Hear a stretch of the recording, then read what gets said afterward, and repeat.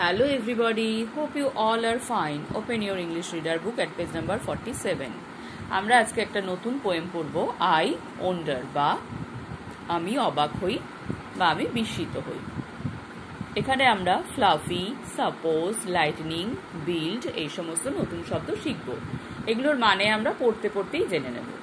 চলো আমরা পড়ে দেখি I wonder.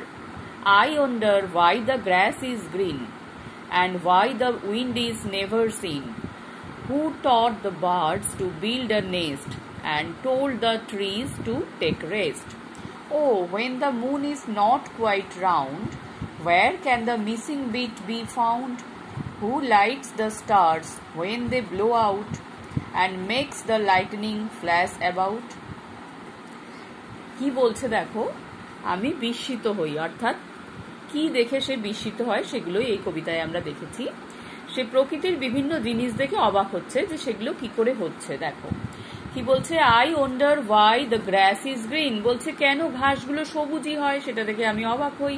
And why the wind is never seen, এবং হাওয়াকে কেন কখনো দেখা যায় না সেটাতেও আমি অবাক হই। হাওয়া আছে অথচ তাকে দেখা যায় না।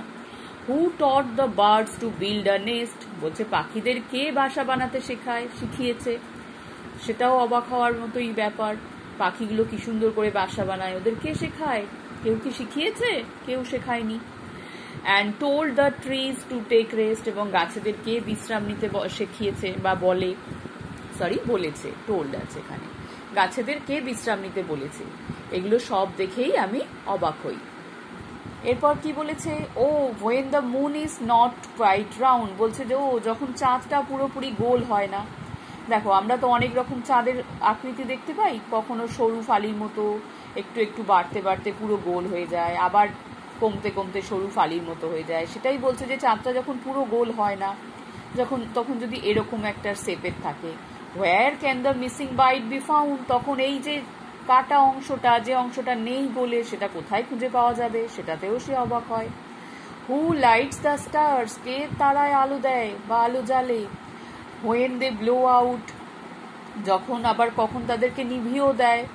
And makes the lightning flash about, এবং কি হয়, আকাশে বিদ্যুৎ চমকায়।